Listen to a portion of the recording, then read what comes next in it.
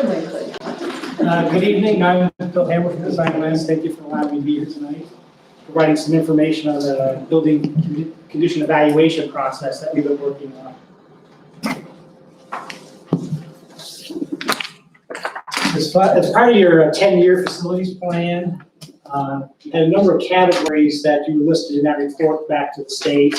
I believe that has to be revised end of year ending in 0 and a 5. So it looks like we're there now.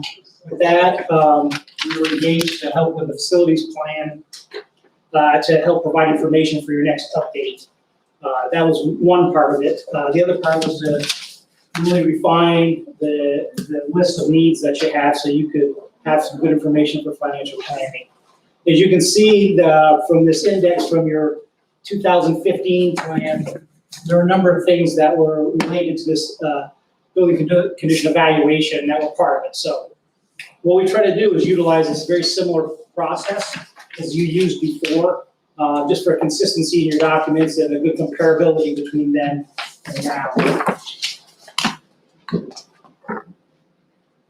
For those of you who aren't familiar with this building condition evaluation, it's a process that was originally, this particular one that you used before and that we tried to reutilize, was developed in Washington in the early 90s and refined over time. What it does is it provides a number of different categories for you to score and evaluate and end up with an overall rating as far as the level of your school, what condition it's in. So this is a summary sheet for a facility, and it has a number of different categories here. So they break it into basically 5 categories: exterior building condition, interior building condition, the mechanical systems, safety and building code, and then provisions for handicap. The first 4 of those all have subdivisions. You can see, for instance, for the exterior building condition, there's foundation walls, roof, doors and windows, and trim. So basically, the envelope of the building goes to interior, then it goes to the systems that are in your building, and values that. There's scores here that put it in a good, fair, poor, unsatisfactory. Those are the ratings that will put each of those systems within that you'll rate for. This can be used in several ways. So when some people use this, they just kind of take an overview and say, yeah, I think our roofs are in good shape, and they just plug in, they just choose that column, that item to get their total point evaluation in the end. What we've been able to do here is look at subcategories. There's forms you can fill out on subcategories that get in much more detail.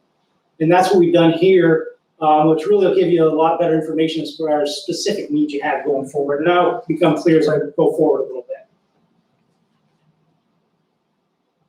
It's hard to read. This is just an example of one of the forms. It's a fire alarm system form, and there's different categories and questions we can rate on. The ones in blue are the ones that are not applicable. So those get pulled out of the rating, and it gets a prorated number for that section. It's plugged into that summary sheet to give you a better picture. It forces you to look at things much more specifically when you're going through the evaluation process. So we utilized all the sub rating sheets here in order to, again, to get into very good detail on this. Because this system was set up just for buildings, just for the actual building itself, I don't think that gives you a good enough picture of what your facility needs are. Having done so many educational projects, we understand that grounds are very important to your budgeting and programming. You have some beautiful facilities here in Middleton, and obviously that takes some dollars to maintain and keep up to a good state. So we want to make sure that you're also aware of those. So Design West created a grounds evaluation form some years ago that mimic the system for the building rating. So you also get a grounds rating, and we'll go over those a little bit in a minute. But basically, we talk about utilities, drainage, surfacing, how are your parking lots, things like that.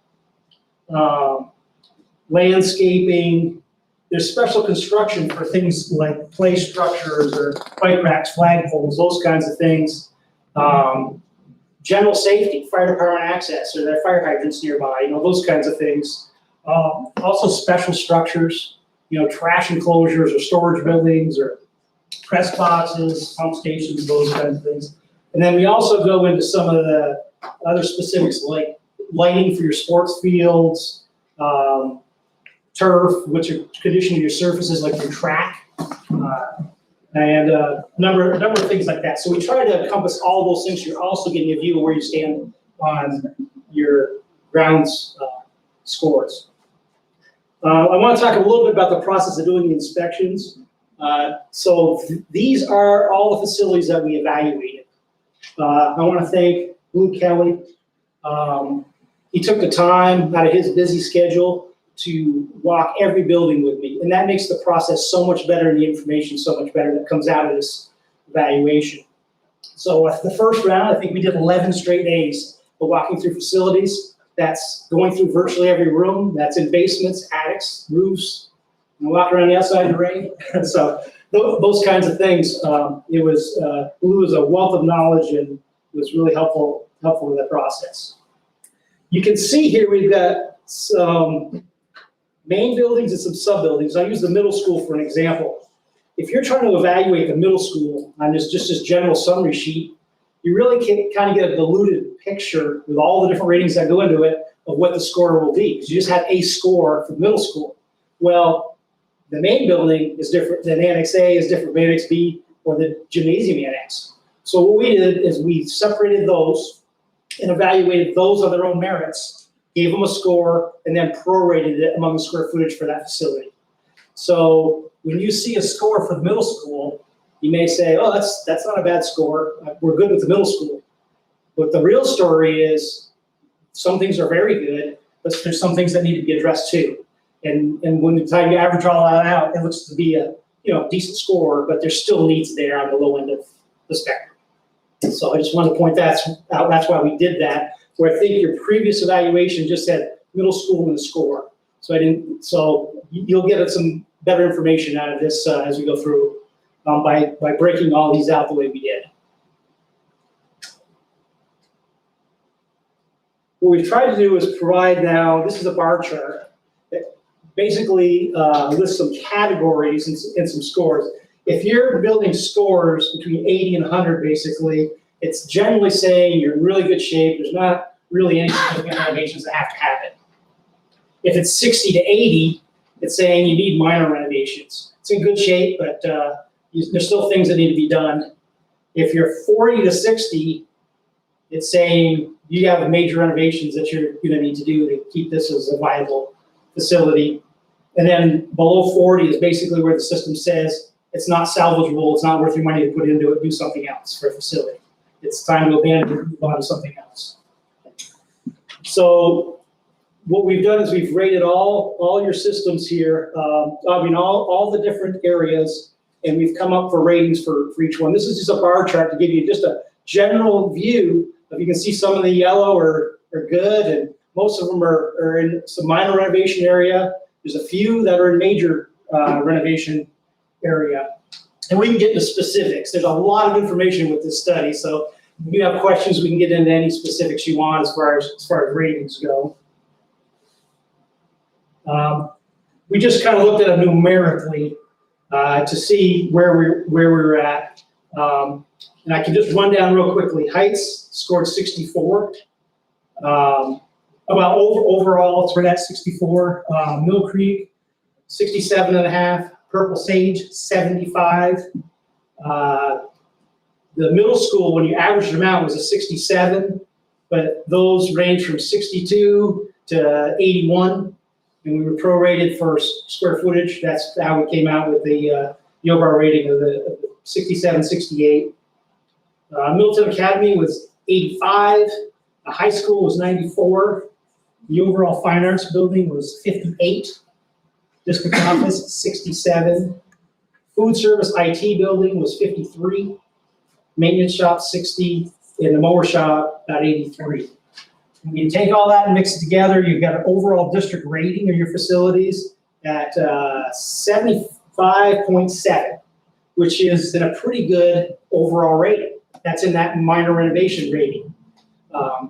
But you can see from that chart, there are some that were definitely down in the lower rating, that were kind of hidden in the score because you have some offsets here with the ones that are very good. But overall, your buildings are in good shape for what I see.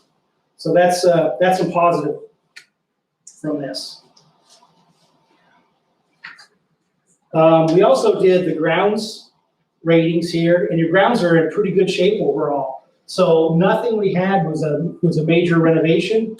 We were in really, no renovations or minor renovations with all your grounds. Overall score, I think, was around 89. So grounds were in good shape. Now, when we get into this, you'll see that there probably are still some needs with grounds in specific areas, but overall rating very good. What we try to do then is isolate some of the systems that are going to have the most cost impacts on the district. We all know with this rain and whatnot that keeping water out of the building is super important for a number of reasons: building deterioration, also air quality issues if you get moisture and mold and things like that. So that's why we want you to have a kind of a snapshot of what your roofing systems are for the district. And with regard to roofing systems, you do have, you're in good shape for most of them. There's the middle school survivor wing is needing a replacement. The district storage area, the fine arts, in the community center classroom areas are getting pretty poor for roof quality. Food service IT building definitely has some challenges that could be addressed in the maintenance shop, as well as not keeping water out real well anymore either. Those are some of the ones that maybe you're thinking about needs about on the roofing systems. The other one is the heating, venting, and cooling systems. Those are usually significant cost items and things that are kind of out of sight and out of mind. I think it's tremendous that you have an HVAC expert here on staff that was really helpful in evaluating these and finding out what's the real condition of these. So we have a number of them that are still functional but need replacement in the fairly near future. So you can see all the green ones are right on the edge between fair and poor. So you're looking at potentially in the future upgrades of a number of HVAC systems in your buildings for various reasons. Great number of them are okay, and then some are just, we've got listed as unsatisfactory because they just plain reached the end of their service life. You can keep them probably patched together for a little bit, but it's going to be costly. There's going to be a number of failures and issues to deal with to keep those going. We also look at electrical systems because those can be quite expensive to deal with as well. In general, this does power distribution, lighting, all those kinds of things. This system doesn't really take into account some of the special systems quite as well, intercoms, fire alarms, those types of things, but we've handled those kinds of stuff. But overall, your electrical systems are very good in your buildings. We've noted a few things here and there, but overall, really good. So what we've done is we've taken, and going through all these buildings, we've made a bunch of notes, we made a bunch of, we put together some detailed backup information. We've got about a 5-inch file over there. We could be looking at things, but we took a list, we made a list for every building, said what are some of the needs in this particular building? And so that's how we started. We just said in this case, it's everything at Heights, and we listed a number of things that we think should be for consideration to take care of on your 5-year plan or your 10-year plan. From there, we went ahead and we categorized things.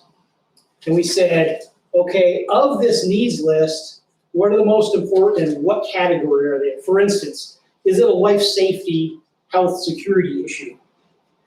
Is it just a building preservation issue where you're saying, well, we got to do some roofing so we don't get leaks that are going to deteriorate the building? Are there things that just the usability would be better if we took care of some things, maybe some access or some door hardware so we get out, classrooms better, or those kinds of things. And then there's some cost savings items, for instance, changing to LED light fixtures to get you energy savings over time, things of those nature.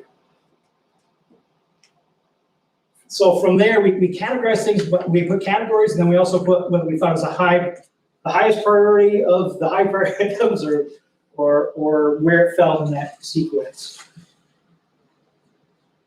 We were able to meet Lou Kelly, Cheryl Sanderson, Superintendent Beck, and we talked about what to the district is most important as far as categories to address first. And the direction that came from that meeting was the safety issues. So obviously those are the top ones, and I hopefully I got these in the right order, but I think I did. So the first thing was safety, health and safety issues. The next was basically what are we going to do to preserve the building, and then usability and cost savings items. So with that, we tried to combine all these lists for all these facilities into one master list. And this is where it gets very tricky, because every school has their particular needs, and if you're at that school, you think that should come before the next school.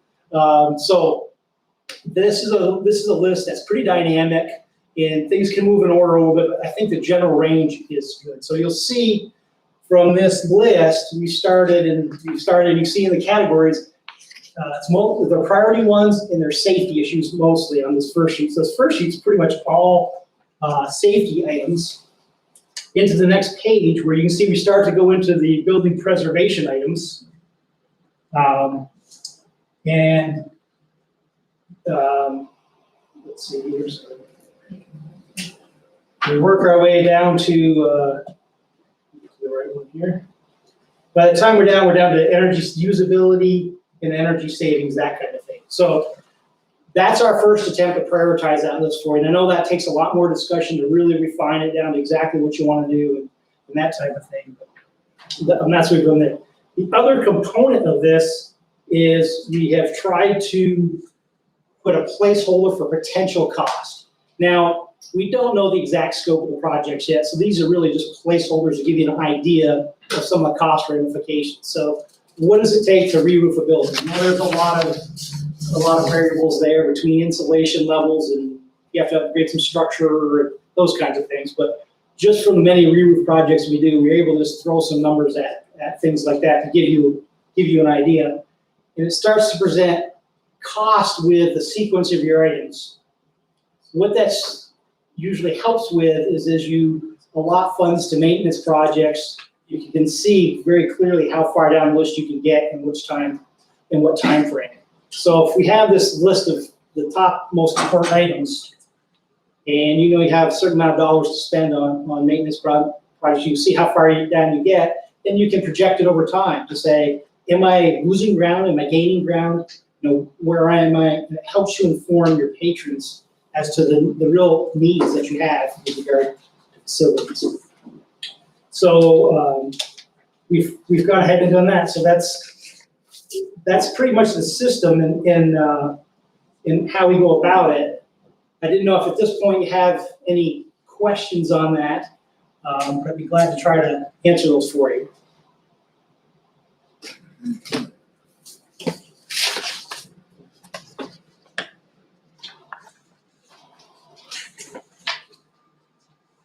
And the thing that's a little bit difficult at this point is sometimes you can read one line item in that list and say, why is this here? Does it belong 5 stations up? You can't 5 positions up. You can really get bogged down into the detail. This is kind of the overview point. And basically, once you decide your ability to expedite projects or finance projects, that kind of will help you sit down and have targeted meetings to go over these things really specifically.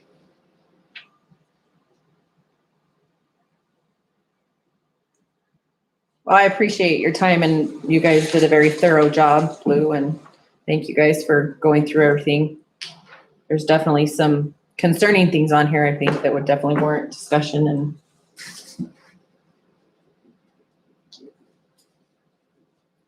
yeah, just same thing. Thanks, Lou, for taking the time and the detail. Cheryl and everybody else that was part of it. So we have our to-do list, and Here we go.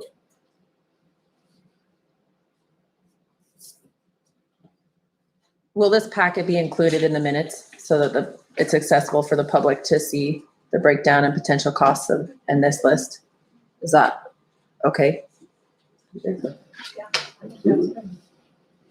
Can I add one thing? Yeah. Just to state that we'll be working to identify what we can include out of what facilities money we do have in our 410 account of what is the highest priority safety and what we will include in the 2021 budget. So we'll bring a list of that as part of our budget presentation too. So we may have additional conversations between now and then when we get the final budget together. That's the intent, is to be able to use some of this detail to identify possibly what we can get done this summer or next year, and then project out what our facilities costs and needs will be. Do we get allocated funds from the state or the federal government for facilities, or the only way we get it is through levies or a plant facility? That's correct. We're selling your property. Yeah, they don't actually dedicate, they require us to spend a certain amount out of our general fund to maintain our facilities. And they give us some lottery number money, and they give us some additional to assist with that. But we are required to spend a certain amount per year on our maintenance, student occupied facilities. And that's already budgeted in our general fund. But then the money that we currently have in the facilities is money that was either left over from construction projects, or when we sold one piece of property. We were able to do the security through the bond money. So that system, whatever we can, will cover our ongoing costs for that, and then look at what we have left and try to map out what we can get done. And really have discussions of what that means for the district if we need to look at a plant facility, or if we were to consider building and doing a bond in the future, we could incorporate some of the repairs, extensive repairs as part of that. So this is just a really good tool to help us plan over the next, 1, 3, and 5 years, and not to mention complete our requirement to the state in giving our 10-year maintenance plan. This will all be included in that we'll submit to the state by November. Has there been any discussion of the state waiving that financial requirement for this year because of all the financial I have not from the read state? anything on that, no. Okay. Because right now they're intending to continue to fund us with the lottery and with the match as much as they can. I haven't heard anything on that. It was not part of the 5% holdback. Is it a percentage that they acquire or a dollar amount? Is it different for each district, or is it a flat rate across? I would have to look at the worksheet. It's a complicated worksheet that's calculated based on square footage of student occupied. Okay. The true calculation. No, I don't. Yeah. But that is a calculation that is going to be in your revised 10-year plan. You had it in the last one. Yeah, and we do an annual report, maintenance match report to the state every year.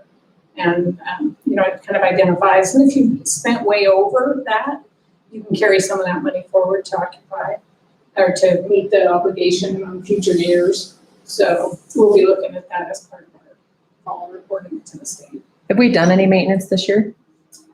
We actually have quite a bit. Quite a bit? Yeah.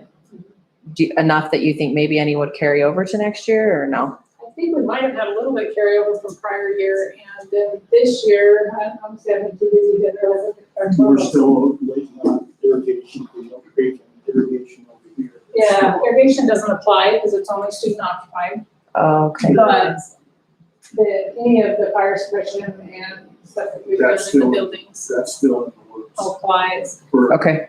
yeah. And I can certainly give you a report on that, with our public hearing too. Okay. So I can That would be great. pull it out and see what we've done and what we have carried over from irrigation. Okay. Thank you. Thanks, Bill.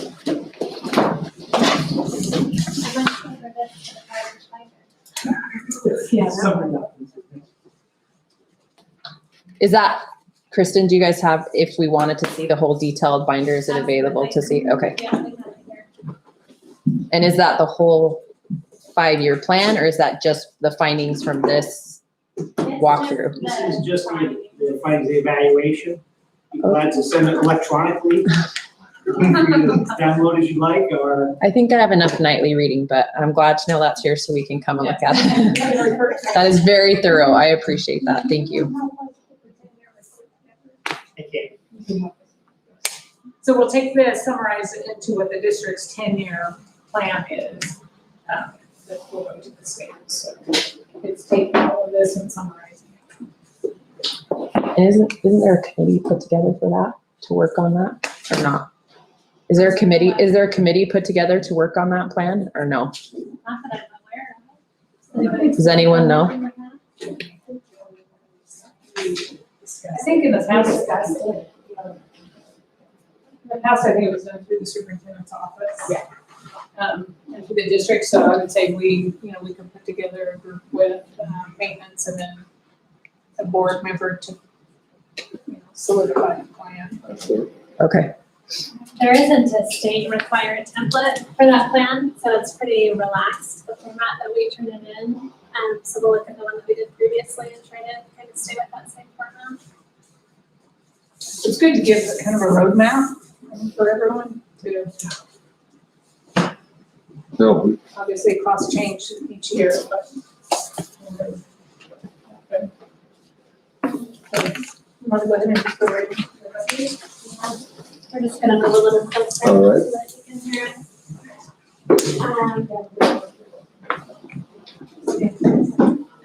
They don't pick up yet.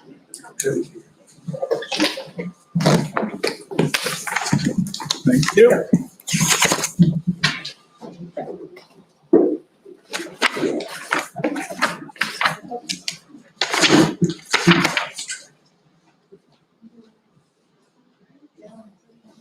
So we're gonna go ahead and move into the budget portion budget piece? of the workshop. We have a couple different handouts coming around.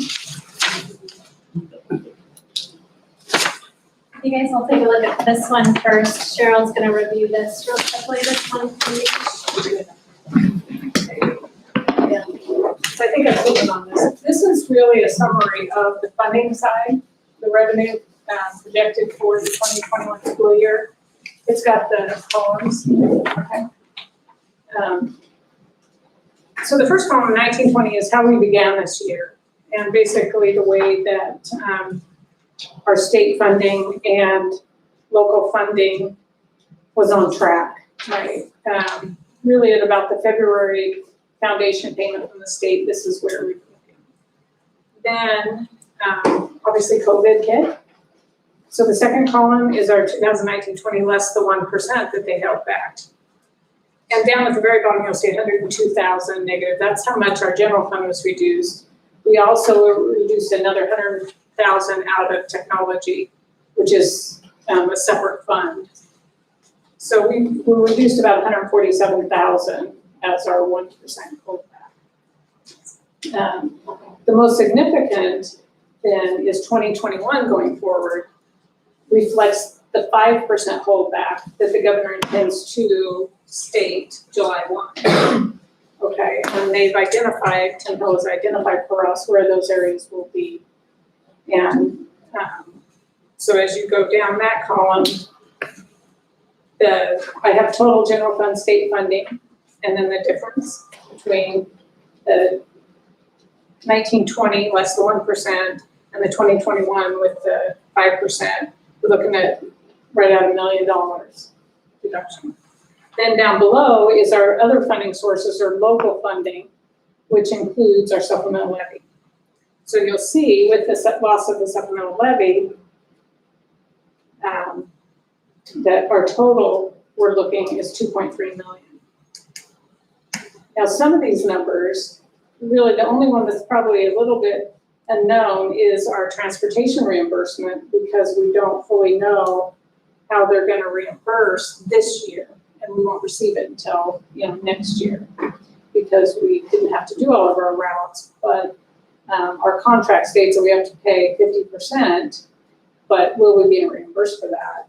And so there's still a lot of conversation within the state about transportation reimbursements going forward. So that number could change. Can you right now? can you tell me real quick why there's such our penalties and interest, the taxes why there's such a drop in that too. Yeah, because without the levy, So that was, we're not, our revenue from penalties and interest on taxes collected when people pay. So we will still get some for people that have paid taxes late. We will, but I was afraid to really, I didn't know how much I could anticipate to get in there. But right now, yeah, we're getting, 10,000 a year approximately.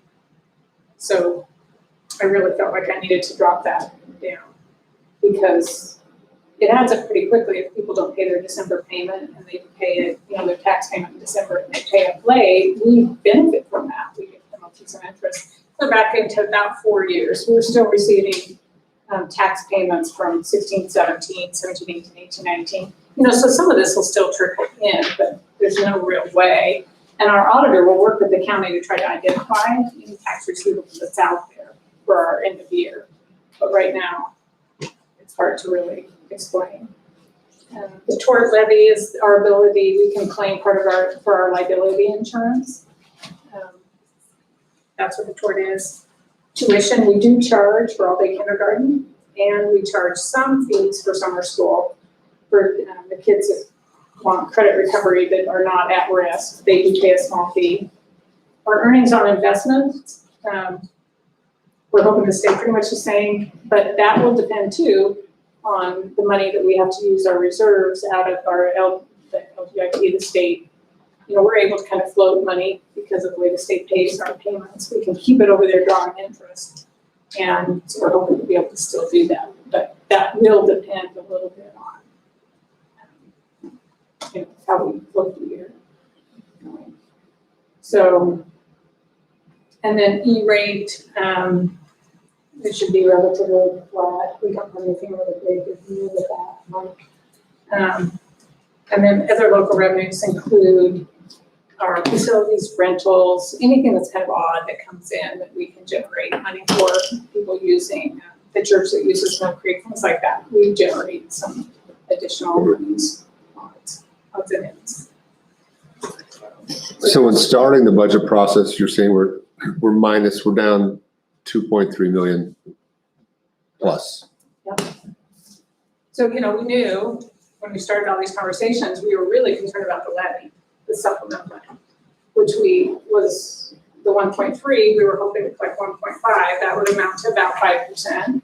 Then with our 5% holdback, we're really looking at pretty close to a 10% cut going into the first of next year. You want to double team this part? Yeah.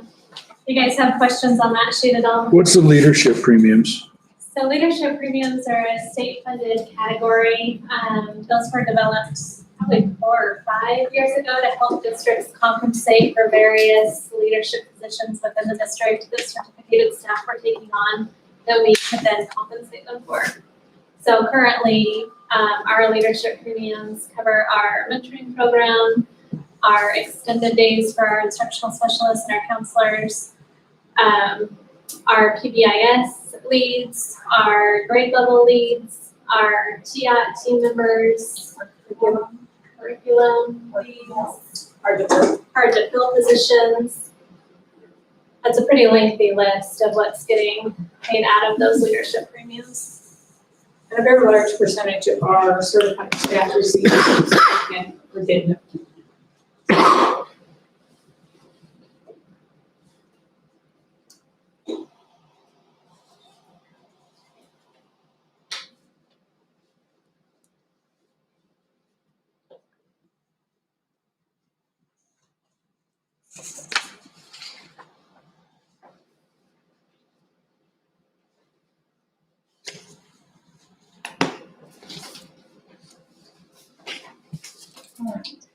Any other questions on that first one? Okay, so moving on to the second one, it looks like this. As a result of these cuts, we've had to have a lot of conversations here within the district about how we're going to cut expenses to come up with that 2.3 million. At the top of this sheet, we have listed there after our identified cuts, we're still approximately $1 million short right now. Estimated fund balance at the end of the year, we're projecting to be 1.2. That's what we're hoping for. We did have a little bit of cost savings this spring, given the COVID situation that we were in. So the three columns on this document, the first one, major new expenses. So things that we were not previously paying for in the fiscal year that we now have as a new expense coming this next year. Our Blue Cross benefit is up $200,000. We realize that given the pandemic, the plans that are having to go into this fall, we really need to get our students to one-to-one technology. We're pretty close, but to go ahead and fill that gap, that's going to be about $60,000. And that's a lease payment that will be per year, not a purchase. The new teacher minimum is 40,000. So we had about 40 individuals that were below that minimum that we had to bring up to the $40,000 minimum. So that was a cost of about 100,000. Does the state compensate any of that, or that's all in addition to? It will be affected into our average reimbursement. Okay. Liability insurance increase of 6,000. Our workman's comp increase of 40,000. And then our SRO, we just got that contract or the language back on that today. They're up about 18,000 per officer. And that's Middleton PD. Yes, And do we have 2 full-time officers? we do.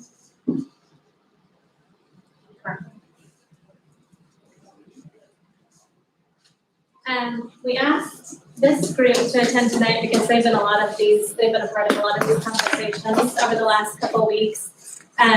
What we kind of prefaced to them is that identified cuts and the considerations for cuts are fluid columns. None of these are decisions that have already been made, but in an effort to try and put dollars to these things and see the impact, we currently have those split this way. So knowing that we still have $1 million to make up, the things that we have already taken out of the budget are in that middle column. So salary freeze for all staff, and that actually came first from the state, so that has already been ordered. At the middle school, we reduced a counselor per year this year, and we're going to sustain that vacancy. We have 2 category 1 teachers, one at the elementary and one at the high school that we do not have on the renewal list. 1 high school English teacher through attrition. Half-time dean of students position, we have him returning to the classroom full-time. High school level 504 coordinator also returning to the classroom. Through attrition, we lost a 0.6 GT teacher. We currently have a 1.6, so we'll reduce to just 1 GT teacher. Down a position at the district office here. We have had an ongoing psych vacancy all year this year. Next year, we're going to reduce that vacancy to just be a 0.5 instead of a full position. Going on to the second page, non-renewal of our PIO. Here at the district office, we're also reducing our front office receptionist by a 0.2. We have a current maintenance vacancy that we plan to not fill. We're reducing food service by 1 position. Currently, right now, we have lost 16 aides through attrition. We realize that that's probably not balanced. We haven't gone all the way down to the building level now to look at where all of those people came out of. So we're going to have to redistribute those aides for some equity. But we have 16 that we have out of the budget right now through attrition. We've reduced by 1 SRO, given that increase that we were expecting. We have also decided to try to forego our third-party billing with Idaho State Billing for Medicaid.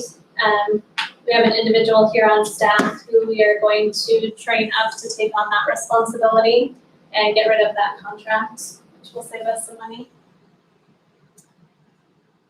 We've already decreased the subs we're wondering if maybe we can decrease them further. We knew that we would see a decrease due to that 4-day week.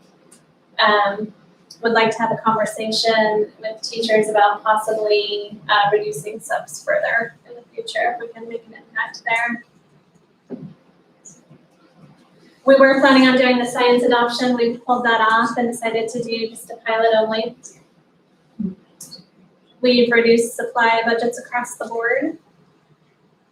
And then going to that 4-day week, all of the people on classified calendars that didn't have as many hours on the 4-day week as they did the 5-day week, we had initially talked about maybe trying to add some hours back or change pay rates to adjust for some of that.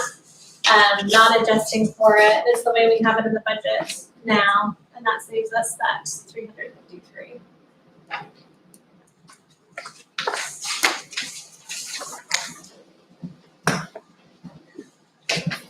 If we go over to that last column, so these are areas that we have brainstormed that we could potentially stand to save some additional money. Starting with transportation.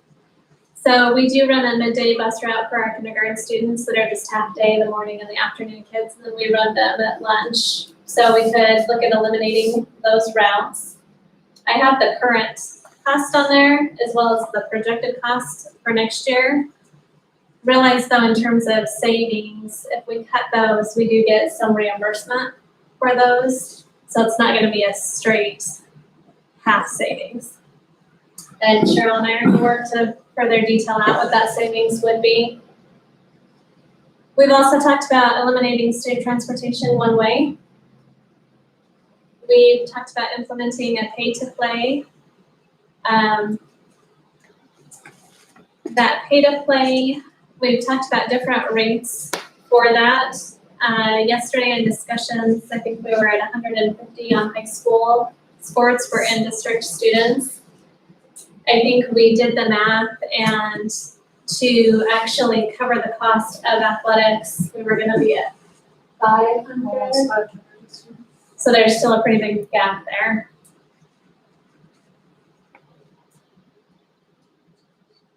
Currently, we have after-school programs. We've thought about eliminating those, knowing that there might be a supervision issue for families. We talked about doing after-school programs at a cost to families. And then that last one is talking about a furlough day for certified staff and administration. That's the daily rate that we would save approximately for each furlough day, $83,000.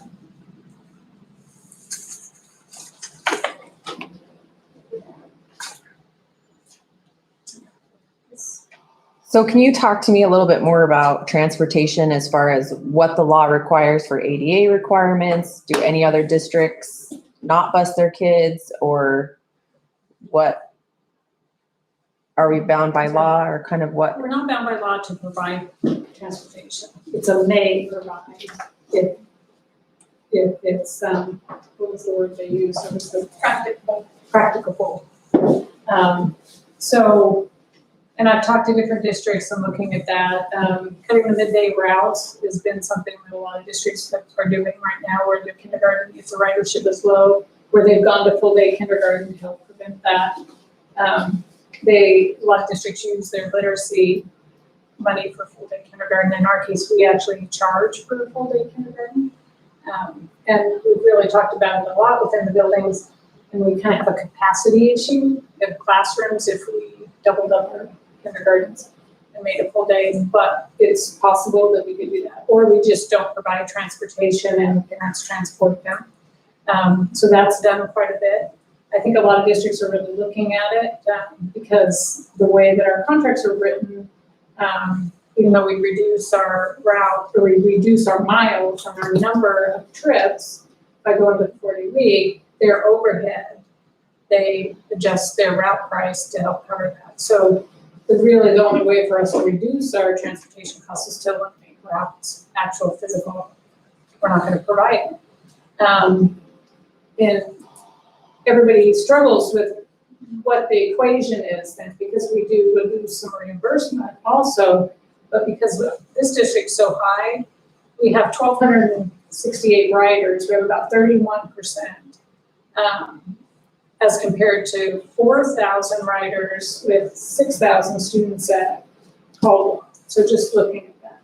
Caldwell has the highest rate per mile in the state, but the lowest, or one of the lowest per student price, right? So they are under the state average. We're over the state average on both cost per mile and cost per student.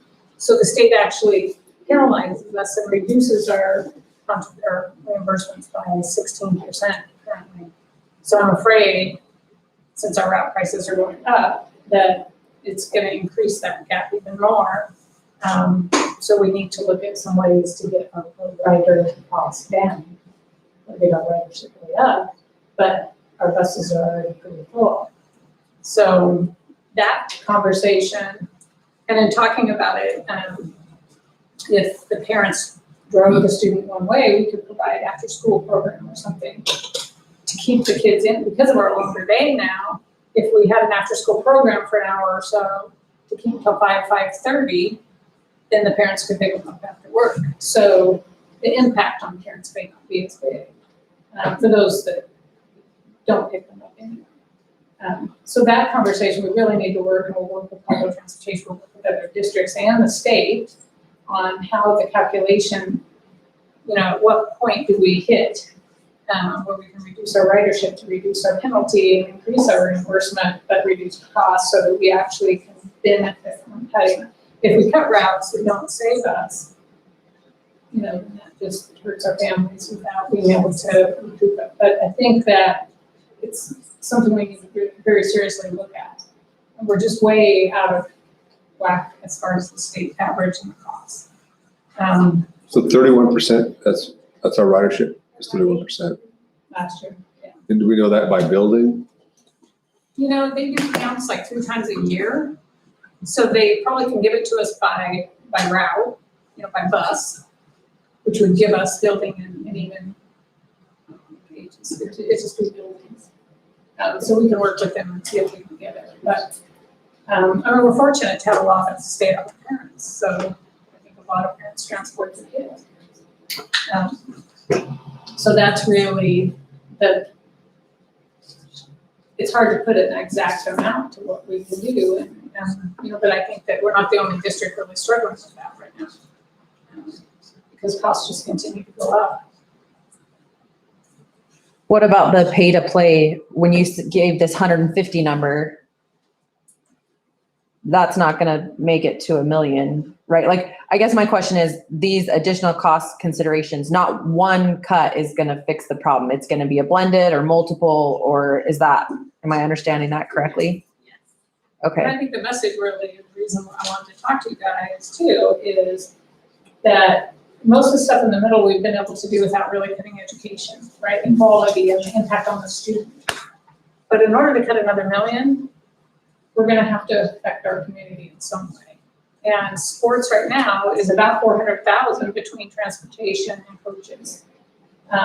Most districts in the valley charge large fees. They charge, quite a bit. To make an impact, say we may just have to cut all, we can't provide it. Then we're gonna have to be self-funded for any to make a big enough chunk to help us. And the same in really looking at our staffing, cutting subs. Because I think, from what every district I've talked to that has 4-day weeks, our sub costs went way down, way down. So, and when Napa was in their big crisis, they just said no subs. So, if we cut subs and we cut sports and then we cut, we tried to cut some of these things. We And then currently cut subs by about 100,000, and so we have about 150,000-ish left in there right now for subs. My caution with the subs, saying no subs, is we don't want to be in a position where someone comes to work sick with the COVID if it comes back in the fall and then they have to quarantine for 2 weeks. I mean, I personally feel like we need to have some money kind of set aside for subs, because if the CDC is going to require them to quarantine for 2 weeks, I mean, that really could put us in a bind financially too. So that's going to be kind of one that we're just going to have to weigh. Well, that's where our education assistants become important, right? right? Because they can assist the certified and help cover some of those gaps too. So you can't just cut it all. Right. Yeah. So what do you think the most we can cut out of transportation is? Well, so we were trying to ballpark it earlier. We ballparked at about 300. But we would need to really sit down and work through that spreadsheet and make sure that we have accurate numbers on that. That would be if we were transporting just one way. So one way and cut the midday. I don't think that included midday, did it? I think that was just one way. Yeah, we were trying to work on just the one way. But honestly, the middays, and I know it makes a difference on which building you're talking about in elementaries. You know, one has really low ridership, one has pretty high. Maybe, I mean, you can't really pick and choose. If you're gonna offer it, you need to be able to offer it to everyone. That's the equality side, the equity side. But I think we need to work on it. And that's really working with the state department, working with public transportation, trying to figure out what the impact is on our reimbursement side also. I mean, last year, as an example, we spent 1.6 on all transportation, and we received $1,090,000 in reimbursements. So we covered about 600,000. Part of that was athletics. I think there was 70,000 or 72 or something in non-reimbursables. The rest was the gap, you know, between what they reimburse and what our penalties were. So if we can narrow that down, even a couple 100,000, that makes a big difference. So. What about these after-school programs? Like Valhalla is a grant, right? Or was a grant at one point. Is it now no longer? Do we not get any funding for that at all? Or So Valhalla is currently paid out of Title 4A, and there's some fairly tight parameters around Title 4A. We could do some shifting of money to use that to pay for different things. All of those after-school programs are out of different buckets that we would then have to, you know, reassess. so charging, I guess my question is, if we're using grants and stuff to provide that, can you still charge for them? If it's grant money, like Valhalla, if we're using that title money to provide that, can you charge a parent for that? I would say yes, because we're spending far more on some of those programs than what grant money is And we can actually. use that grant money for other things from the general fund and charge for the after school. You know, because of just. as long as Oh, we so stay the- within So the grant isn't specific just for the after school, No, we just no, use it says for it's that. For at-risk kids or kids, student support. Okay, because my other question was, I mean, the daycare gets reimbursed. I was just trying to think, does anyone know of any other type of reimbursement or anything that they could use, or different grants that might work for transportation, or different grants that would be available to help with after school stuff? Or we would have to write those individually, I'm assuming. So the one that we were aware of was the 21st Century Grant, and we did write that this year, and we did not receive it. Okay, And we are receiving reductions in almost every federal program as well. So this is just general fund. So then we will be working this week to really identify what we can continue to cover based on what our carryover from this year, and our Title I, our IDEA. You know, so it's, we're hit on all sides. Federal funds we project to be under by about 100,000 as well. So we wanted to get this in front of you for a couple different reasons. First, to see if you guys had any ideas that we hadn't thought of that maybe you would like us to pursue. And then second is maybe a little bit of a conversation starter on rerunning the supplemental levy in August. We do still have time to do that. We would have to have it on the meeting agenda on the 29th. If we feel like we're not going to be able to cut another $1 million. Well, and I would add that we will have to cut, you know, as close as we can, to have a budget approved and adopted that we can live with. And the good thing is we'll have very specific items that we cut, so the public will know what we cut. Then, if we choose to run the supplemental levy on August 25th, we do have time to certify it to the county for levying, so we could amend our budget, add back in the items that we cut and move forward.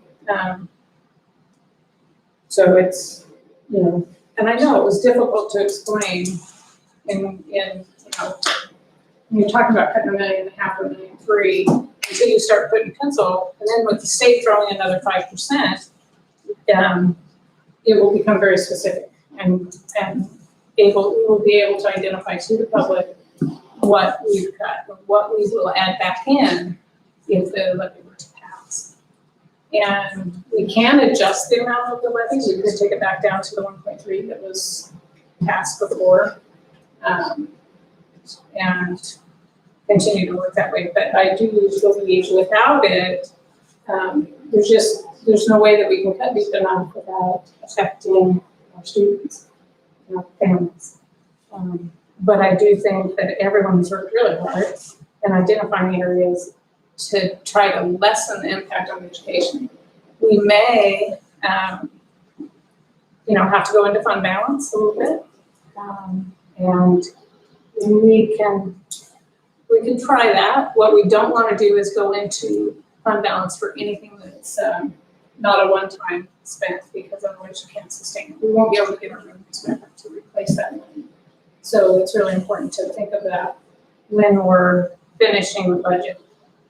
And our schedule is that we will post on Friday, and we'll start posting 10 days before. We will publish it in the Idaho Press one time next week, and before our hearing on the 29th. And so we have up until then to really sharpen and discuss it, but we will need, then we could adopt, we have 14 days after the 29th to adopt the budget.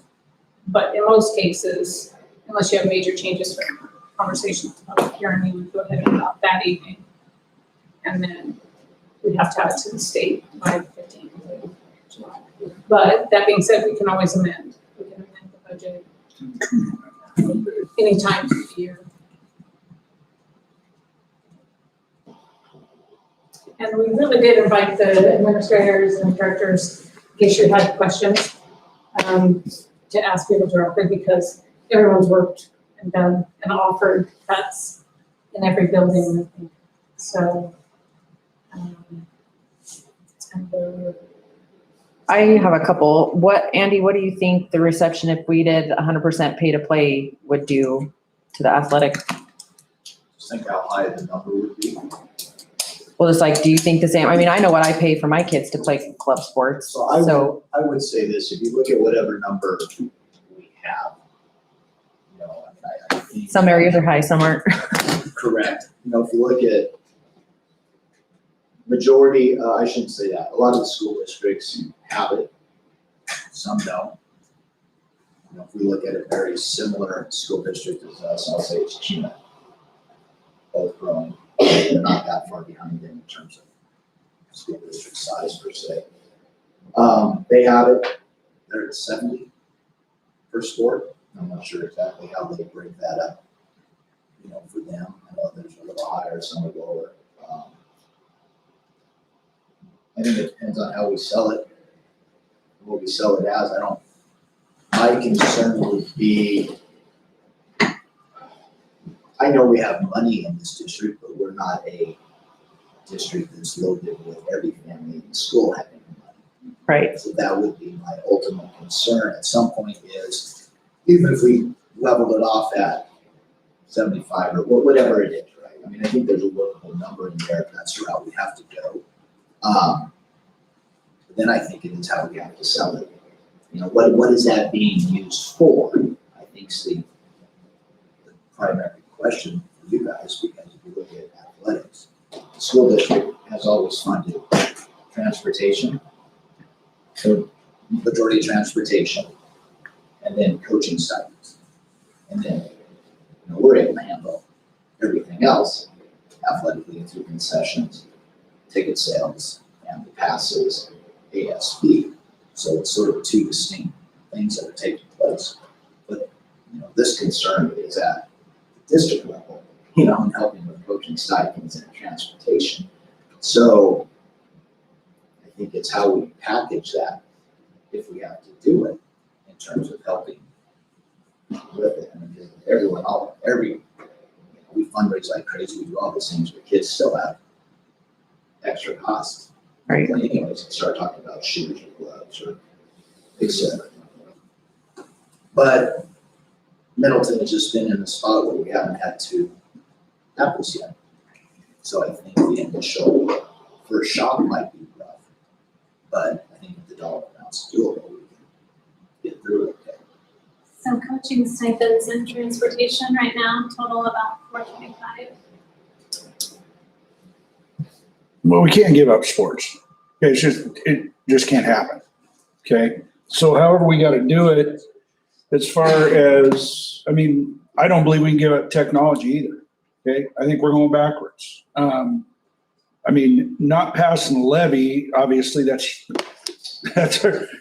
our downfall, right? Now other districts have pay to play, and they're passing levies, but they still have pay to play. Okay, so at some point, I think we're going to have to initiate a pay to play, regardless of the fact. I mean, we can't just eliminate sports. And frankly, I mean, I'll just be honest with you. There's many people out there that have kids that didn't vote for the levy that are going to be bitching and moaning about pay to play. Okay, it's not our problem. Okay, this is why we're in this position right now. So we've got to try to fix and do the best we can to not affect the students as much as possible, in my opinion. And if it's, I agree. I mean, both my kids are athletes in the system, and if they got to pay to play, they got to pay to play. It is what it is. You know, unless there's some other way that we have an option, which I don't know, to pass something, you know, some sort of emergency levy or something like that. If there's no options like that, then it is going to affect our community. And that is partially why I don't think we have a choice.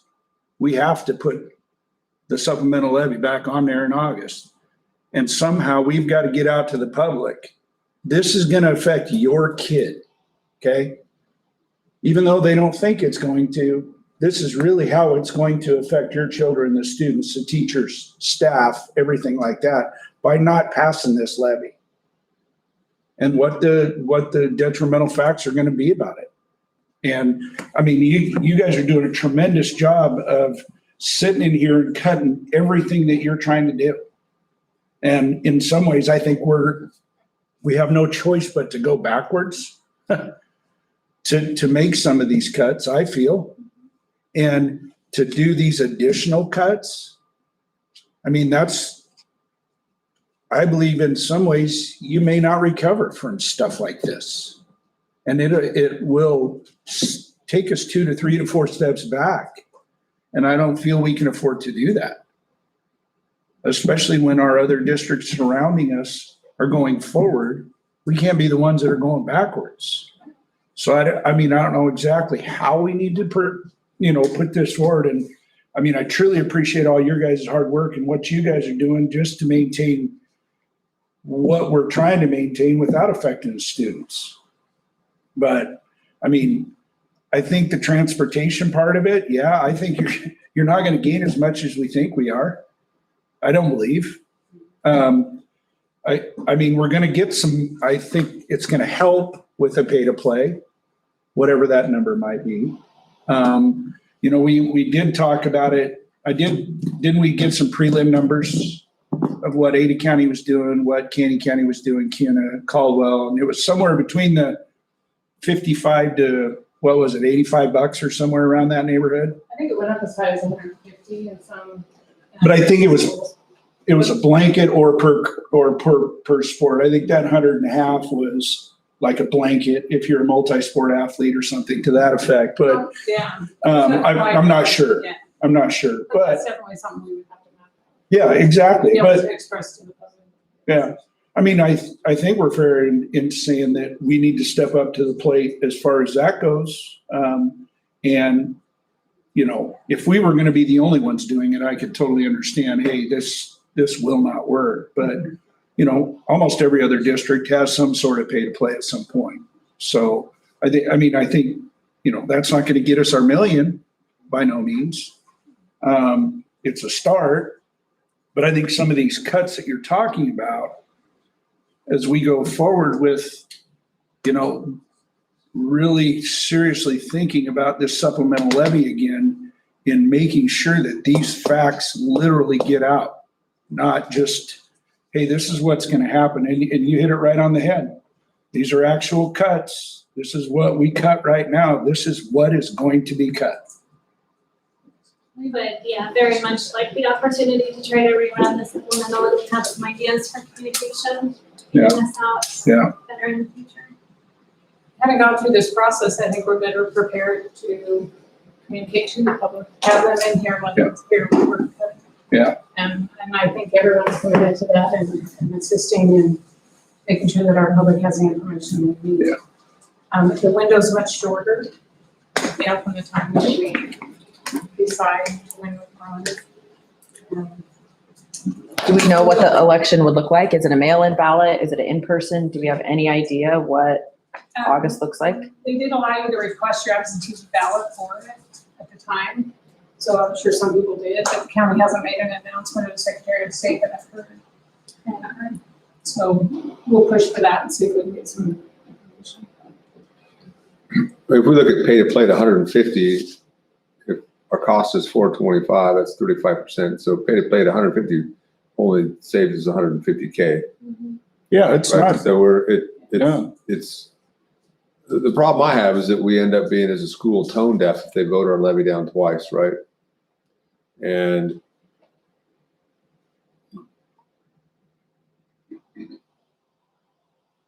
we've heard them.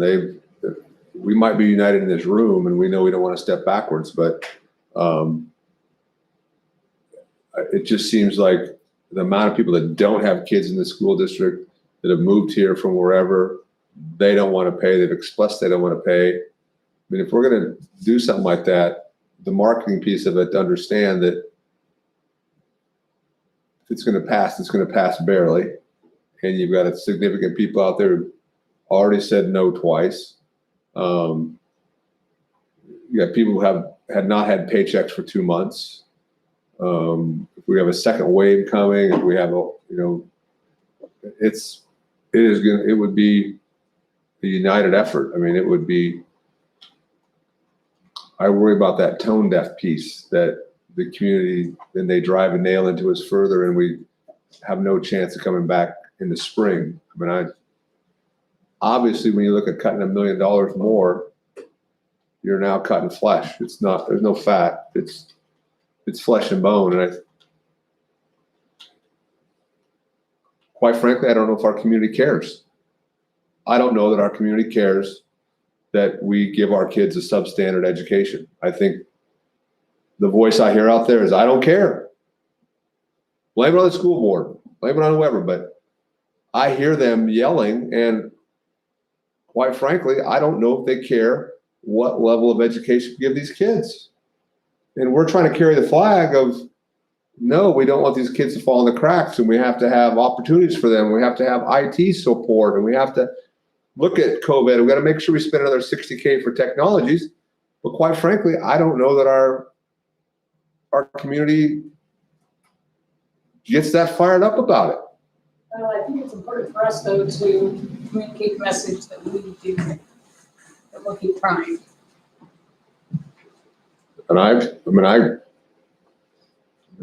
we know where I stand on it as far as, we voted yes twice. So, but at what point in time do they beat us into submission and say, okay, now we cut flesh and bone? I think that's the $1 million question, and it's a $1 million question. So, Well, we very much appreciate you taking this time. We know we need to get the regular meeting started. So. we are that time. Thank you guys for all your hard Thanks for work. Thank everything you. that you're doing. Appreciate it. Maybe take a 5-minute break. Yeah, let's take a 5-minute bio break.